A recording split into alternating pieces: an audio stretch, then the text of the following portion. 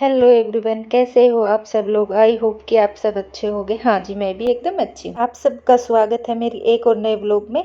और जी, आज तारीख है 25 अगस्त, डे है संडे। और मैं लग गई हूँ अपनी जन्माष्टमी की तैयारी करने। और जो ये पाइप मैं अब जोड़ रही हूँ, इसको मैं बना रही हूँ रिंग। ये मुझे ऑनलाइन मंगवाया था मैंने, पर ये पता नहीं मैंने मीशो से मंगवाया था या फ्लिपकार्ट से मंगवाया था। और ये मैं बना रही हूँ जन्माष्टमी के लिए, जो पीछे डेकोरेशन के लिए होती है ना, वो वाली। तो मैंने सोचा कि मैं इसी का यूज कर लूँ। जैसे मैंने अपनी बेटी के बर्थडे के ऊपर इसी की रिंग बनाई थी, बैलून से सजा के। बहुत अच्छी बनी थी वो रिंग, बहुत ज़्यादा अच्छी। बट जो ये वाला है, ये एक तो ढीला ढाला है। इसने आगे चल के मेरे साथ क्या किया वो भी मैं आप लोगों को बता रही हूँ। बट पहले मैं कोशिश कर रही हूँ कि मैं इसी का बना लूँ बैकड्रॉप, मतलब अच्छा लगेगा। तो कुछ मैं नेट लेके आ रखी हूँ, नेट में अपने रखती हूँ डेकोरेशन करने के लिए। तो मैंने पीछे नेट काफ़ी, मेरे पास काफ़ी है नेट, मतलब 5-6 कलर के नेट तो है ही मेरे पास। तो कुछ फूल माला है, कुछ नेट है, तो उसी से मैं इसको डेकोरेट कर।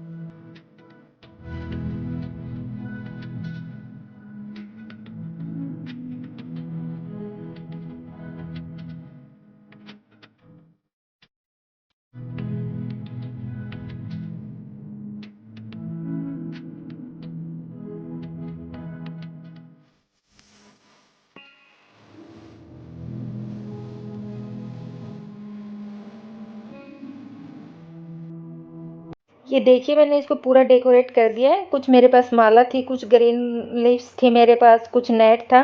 तो मैंने इसको सजा दिया, मतलब पीछे का पूरा सजा दिया है। और ये काफ़ी अच्छा भी लग रहा है, देखने में काफ़ी अच्छा लग रहा है।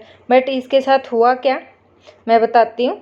जैसे ही मुझे डर तो लग ही रहा था जब मैं बना रही थी ना, तो मुझे ये डर लग रहा है क्योंकि ये थोड़ा सा लुच-पुचा सा है, मतलब थोड़ा ढीला-ढाला है।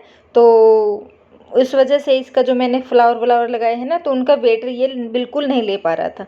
तो जो ही मैं इसको बना के हटी और ये पलट गया, मतलब गिर गया। गिर गया तो फिर मैंने सोचा कि जब मैं दिया लगाऊंगी भगवान जी का, भगवान जी को यहाँ बिठाऊंगी, अगर भगवान जी के ऊपर गिर गए, दिए के ऊपर गिर गए, तो फिर ऐसे तो आग लगने का भी डर रहता है।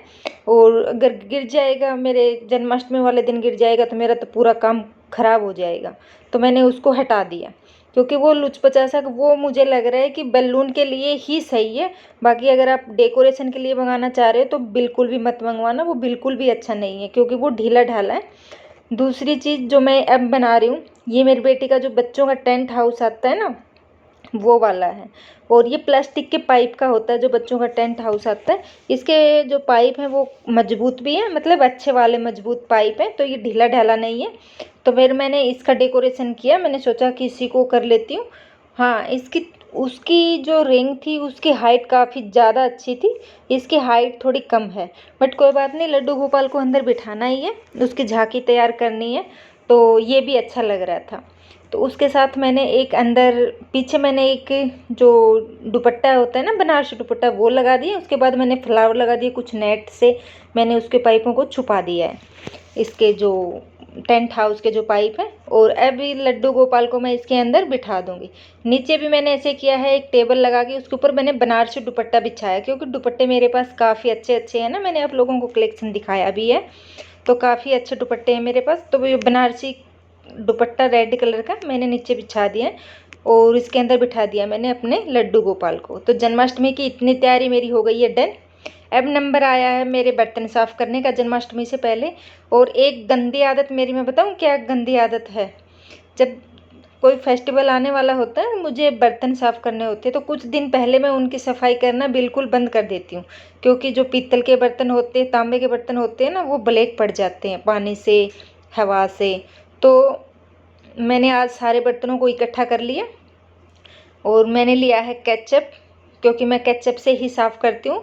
पीताम्बरी मेरे पास थी नहीं, वैसे तो मैं पीताम्बरी से भी कर लेती हूँ और केचप से भी कर लेती हूँ, बट केचप से भी काफ़ी अच्छे साफ़ हो जाते हैं। तो मैंने एक कटोरी में केचप डाल के और इनके ऊपर अप्लाई कर दिया केचप को।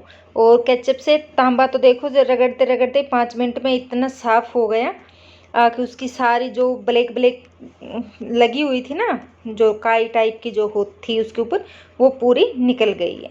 उसके बाद मैंने जो पीतल के बर्तन थे मेरे सारे, उनके ऊपर भी मैंने लगा दिया। और अब मैं इनको 10 मिनट छोड़ दूँगी। 10 मिनट के बाद इनको मैं वॉश कर लूँगी, हल्के हाथ से थोड़ा सा रगड़ के, और मैं इनको वॉश करके और फिर कोई साफ़ कपड़े से पोंछ लूँगी। अगर साफ़ कपड़े से मैं इनको नहीं पोंछूँगी तो फिर पानी के दाग रह जाएंगे, तो दोबारा से ब्लैक पड़ जाएंगे। तो जो ही आप बर्तन जैसे पीतल के हुए, तांबे के हुए, जो बर्तन हुए, उनको धुल के, ये देखिए मैंने धुल लिए, धुल के फिर मैं साफ़ कपड़े से इसको साफ़ कर लूँ। जो पानी के दाग है ना वो बिल्कुल हटा लूँगी। तो मेरे बर्तन है ना चमचमाने लग गए। और अब इनके ऊपर जो पानी के दाग है नहीं, तो ये ब्लैक नहीं पड़ेंगे, तो ये मेरे काफ़ी दिन चल जाएंगे। जब मेरे फिर बर्तन ब्लैक हो जाते हैं ना, तो मैं इकट्ठे करके फिर रगड़ लेती हूँ। ऐसे 2-4 दिन में, हफ्ते 10 दिन में मैं रगड़ लेती हूँ। बट जब फेस्टिवल आने वाला होता है तो मैं उसके कई दिन पहले ही छोड़ देती हूँ। जैसे मैंने तीज के ऊपर भी नहीं करे थे बर्तन, जो मुझे ज़रूरत थी ना, खाली मैंने वो साफ़ करे थे। तीज के ऊपर भी मैंने ज़्यादा साफ़ नहीं करे सारे बर्तन, और काफ़ी दिन हो गए थे अब तो मेरे को बर्तन करे हुए। और जो ये मेरी तांबे की बोतल है ना, इसमें हम पानी पीते हैं, जैसे मैं पानी के भर के रख लेती हूँ। ये तो पूजा की नहीं है, वैसे ही डेली यूज में यूज करती हूँ मैं तांबे की बोतल को। और ये तो बिल्कुल साफ़ हो गई है, चमचमाने लग गई है। और ये देखिए जो पीतल वाले बर्तन थे, ये भी 10 मिनट के अंदर ही, नहीं इतनी ज़्यादा मेहनत लगी, और ये केचप से बहुत अच्छे से साफ़ हो जाते हैं। अगर आपके पास पीताम्बरी हो तो पीताम्बरी से कर लो, अगर पीताम्बरी नहीं है ना, तो केचप तो देखो सबके घरों में रहती ही है, तो केचप से भी साफ़ कर लो। तो मेरे तो केचप से हो गई साफ़। और नंबर 2 मेरा ये दूसरा काम भी हो गया, क्योंकि आज बहुत सारे काम हैं। और अब भाई जन्माष्टमी आने वाली है, तो लड्डू गोपाल को भी तो नहलाना धुलाना, इसको भी तो चमचमाना है। तो उसके लिए लिया है मैंने दही और अमचूर पाउडर 1 चम्मच, और थोड़ी सी उसके लिए मैंने ली है चीनी, और उसका मैंने है ना पेस्ट बना लिया है। पेस्ट बना के और अब लड्डू गोपाल के ऊपर अप्लाई कर दूंगी अच्छे से एक, क्योंकि ये है ना अगर आँखों में भी लग जाएगा तो भी कोई दिक्कत नहीं देगा। वैसे आँखों को मैं बचाऊंगी, जितनी हो सकेगी मैं आँखों को बचा के फिर करूँगी, क्योंकि जो पीतल की हमारे विग्रह होते हैं ना, वो ब्लैक पड़ ही जाते हैं, चाहे कोई भी हो। और मेरे पास तो खैर लड्डू गोपाल ही है, बाकी हाँ राधा रानी भी है और बिहारी जी भी है, बट उनके कलर हो रखा है। जैसे राधा रानी के वाइट कलर हो रखा है, बिहारी जी के ब्लैक कलर हो रखा है। और जो खाली पीतल में दिख रहे हैं ना, वो तो मेरे पास लड्डू गोपाल ही है। और इनको मैं ऐसे ही साफ़ कर लेती हूँ, ये पेस्ट बना के, और इनके ऊपर मैं लगा के, जैसे आपके ज़्यादा ब्लैक हो रखे हैं ना, तो 10 मिनट के लिए छोड़ दो। अगर ज़्यादा ब्लैक नहीं है ना, तो 2-4 मिनट छोड़ दो, या फिर उसी टाइम भी आप हाथ से थोड़ा सा रगड़ लोगे ना, और फिर साफ पानी से नहला दोगे तो साफ़ हो जाएंगी। तो देखिए अब मैंने 10 मिनट इसको छोड़ दिया था। 10 मिनट के बाद मैंने हाथ से इसको थोड़ा सा मैं रगड़ लूँगी। रगड़ने से क्या होगा, देखो जो मेरी परात है ना, इसमें भी ब्लैक ब्लैक पड़ा है। एक तो जो हम चंदन का तिलक लगाते हैं ना, उसका जो निशान माथे में भगवान जी को हो जाता है ना, वो उतरता ही नहीं है, तो वो इससे निकल जाता है। जैसे अमचूर पाउडर होता है ना, इसमें भी खटाई होती है और दही में भी खटाई होती है। तो अब हल्के हाथ से और इसको रगड़ लूँगी। वैसे तो हम भगवान जी को नहलाते धुलाते हैं ना, तो उनसे पहले प्रार्थना करते हैं आगे वो विग्रह से बाहर आ जाए, फिर हम वो विग्रह को नहलाते हैं। और फिर भी देखिए, जब मेरा लड्डू गोपाल तो हो गया, चमचमाने लग गए। और इनका बर्थडे से मतलब बर्थडे 26 को है, 27 को भी है बर्थडे, तो एक दिन पहले मैंने 25 को ही अपना थोड़ा तैयार कर लिया, ताकि उस दिन मुझे भागा दौड़ना मचे। तो जो पहले होने वाले काम होते हैं वो मैं पहले ही कर लेती हूँ। और आज तो मैं पूरा दिन मैंने ये सोच रखा है जन्माष्टमी की तैयारी करनी है। और आज मुझे थोड़ी सी अच्छी अच्छी रेसिपी भी बनानी है। और देखती हूँ आज कितनी क्या कुछ बनेगी, क्योंकि मुझे मिठाई बनानी है आज। तो सबसे पहले तो मैंने लड्डू गोपाल को भी नहला धुला के और बिठा दिया, क्योंकि सुबह सुबह का टाइम था ना, और पूजा वूजा सब हो गई है। और अब आ गई हूँ मैं मैंने लिया है फुल क्रीम 2 लीटर दूध, और मैं बनाने जा रही हूँ पेड़े। और काम भी होता रहा, बीच बीच में मेरा दूध भी पकता रहा। और ये दूध जब आधा हो जाए ना, तो इसमें मैंने मिलाया है 200 ग्राम मिल्क पाउडर। जब आपका दूध गाढ़ा गाढ़ा रबड़ी टाइप का बन जाए, तो उसमें 200 ग्राम मैंने मिल्क पाउडर बना दिया। इससे है ना, जो पेड़े का टेक्सचर बनेगा ना, वो भी बहुत अच्छा बनेगा, और उसमें स्वाद भी बहुत अच्छा आएगा। और तो देखिए, जब इतना गाढ़ा हो गया ये दूध, इसका पूरा मावा निकल गया। और अब इसको ठंडा होने के लिए मैं थोड़ी देर रख दूँगी। ठंडा होने के बाद में इसमें मैंने मिलाई है खांड। और खांड देखो, मैं जो भी चीज़ करती हूँ ना, वो अपने आइडिया से करती हूँ। मैं जैसे कि मैंने मीठा मिलाया तो अपने आइडिया से ही मिलाया है, कितने में मेरा मीठा हो जाएगा। और ये मेरा परफेक्ट मीठा हुआ है, न कम हुआ है न ज़्यादा हुआ है। कभी भी मैं नाप तोल के नहीं करती। और अब मैं इनके छोटे छोटे है ना पेड़े बना लूँगी।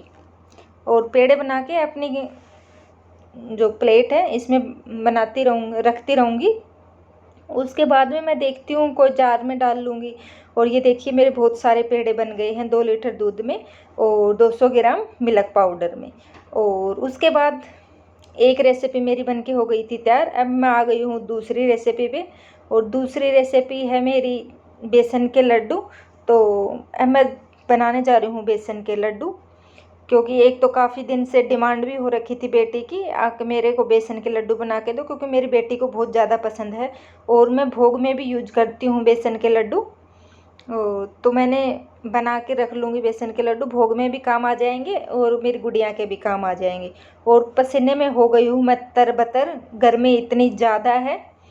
और ये टाइम था शाम का, जैसे दूध वाला मैंने जो मिठाई थी पेड़े वाली, वो मैंने सुबह बना ली थी। उसके बाद में हमने थोड़ी देर रेस्ट किया, और मैं सीधी मिल रही हूँ आप लोगों से शाम को। और ये देखिए, ये कुछ जब पकने के टाइम पे आ जाता है ना, तो ये बेसन इस टाइप का हो जाता है, वो बहुत ढीला हो जाता है। और अब जो पहले मेहनत लगती है ना, पहले तो हाथ दर्द करने लग जाता है, इतनी मेहनत लगती है। उसके बाद में तो ये बहुत मतलब लाइट हो जाता है। तो लाइट हो जाता है ना, पकने पर आ जाता है तो लाइट होके, और फिर ये जल्दी पक जाता है। अब ये मेरा बेसन ये मानो कि पूरा पक के तैयार हो गया। और अब इसको मैं दानेदार बनाने के लिए इसमें थोड़े से पानी के छिट्टे दे रही हूँ। बिल्कुल स्लो कर रखा है मैंने अपने गैस को, और थोड़े से मैंने पानी के छिट्टे दे दिए। थोड़े से पानी छिट्टे देने से इसमें होता ये है, ये हमारा जो लड्डू बनेगा ना, वो दानेदार बनेगा। और ये मेरा पूरा पक के, और देखो आप लोगों को खिला खिला भी दिख रहा है ना। और मैंने गैस को कर दिया है बंद अब। और अब भी इसको भी मैं ठंडा होने के लिए छोड़ दूँगी, थोड़ी देर के लिए चला के। और थोड़ी देर के लिए मैं इसको भी ठंडा होने के लिए रख दूँगी। ठंडा भी मेरा ये हो गया था। उसके बाद में मैं मिलाऊँगी इसमें खांड। जैसे मैंने 1 किलो बेसन लिया था, और आधा किलो मैंने काजू, आधा किलो मैंने बादाम लिए हैं, इसमें पीस के वो काजू बादाम मिला ली। और मैंने 1 किलो ली है इसमें खांड। तो ये मानो मेरा 1 किलो बेसन, 1 किलो ड्राई फ्रूट, और 1 किलो मेरी खांड हो गई है। और खांड में मिलाई हूँ देसी वाली खांड, जिसको देसी वाली खांड भी बोलते हैं, तगार भी बोलते हैं। तो वो थोड़ी सी मोटी होती है, जो बूरा होती है ना, उससे थोड़ी सी मोटी होती है। तो बेसन के लड्डू में अगर आप वो वाली चीज़ मिलाओगे ना, तो और ज़्यादा अच्छे लगेंगे लड्डू। जैसे थोड़े से दानेदार, एक तो हमने जो पानी का छिट्टा दिया था उसमें, उससे दानेदार बन गए। दोबारा हम जिसमें वो खांड मिलाएंगे ना, तो उससे भी दानेदार बन जाएंगे। उसके बाद में जी मैं आप लोगों से शाम को, ये टाइम हो रखा 8 बजे का, और हमारे बगल में ही लगता है मेला। बिल्कुल साथ में मतलब सेक्टर 21 के जो ग्राउंड है उस ग्राउंड में। और यहाँ दरबार भी लगा हुआ था, कीर्तन भी हो रहा था।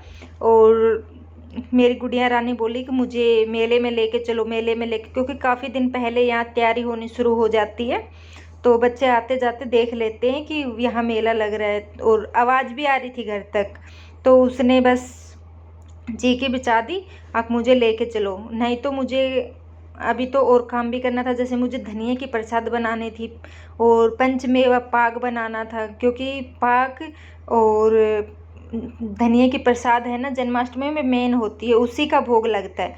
तो वो चीज़ तो मेरी रह गई, क्योंकि मुझे आज मैंने सोचा था मैंने 4 रेसिपी बनानी, जिसमें से मेरी 2 बनी है, 2 मैं कल ही बनाऊंगी 26 तारीख को। वैसे मैं 27 तारीख को जन्माष्टमी बनाने वाली हूँ, क्योंकि जो वृंदावन में हमारे बना रहे हैं जन्माष्टमी वो 27 तारीख को मना रहे हैं, और मथुरा में बना रहे हैं वो 26 तारीख को मना रहे हैं। और काफ़ी जगह लोग 26 को ही मना रहे हैं, बट मैं 27 को मनाऊंगी, क्योंकि मैं जब एकादशी का फास्ट रखती हूँ तो भी मैं वृंदावन में जो एकादशी मानते हैं ना, मैं उसी दिन, जैसे नितिन सावरिया जी है उनका जो व्लॉग देखती हूँ, या मैं उनकी अपडेट देखती हूँ, जो वो अपडेट देते हैं वो हर एक चीज़ देखती हूँ। तो मैं उसी हिसाब से अपनी जन्माष्टमी मनाऊंगी, जहाँ प्रभु का जन्म हुआ, जब प्रभु का जन्म मनाएंगे तो उसी दिन मैं मनाऊंगी, क्योंकि मेरा मानना ये है, मैं और दुनिया के साथ चलने वाली नहीं हूँ, मैं अपने भगवान जी के साथ चलने वाले हूँ। जहाँ मेरी प्रभु की इच्छा मैं वैसे ही करूँगी। तो उसके बाद हम आ गए खा पी के मेले में गुड़िया रानी को घुमाने, और काफ़ी अच्छे भजन हो रहे थे, मैंने भजन सुने।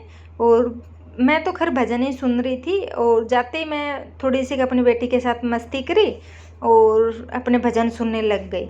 उसके बाद में मेरी गुड़िया रानी और उसके पापा पता नहीं कहाँ चले गए, वो लोग तो गुम ही हो गए मुझे छोड़ के। मैंने बोला कि मैं यहीं रहूँगी, यहीं देखूँगी, आप लोग जाओ। तो काफ़ी अच्छे झूले लगे हुए हैं, बहुत सारे गेम, बच्चों के गेम भी थे मेले में, जो होते हैं नॉर्मल होते हैं, हर मेले में आजकल मिलते हैं, झूले भी गेम भी। बट वो लोग गए झूलने, गुड़िया रानी को पता नहीं क्या करवाने लेके आएंगे।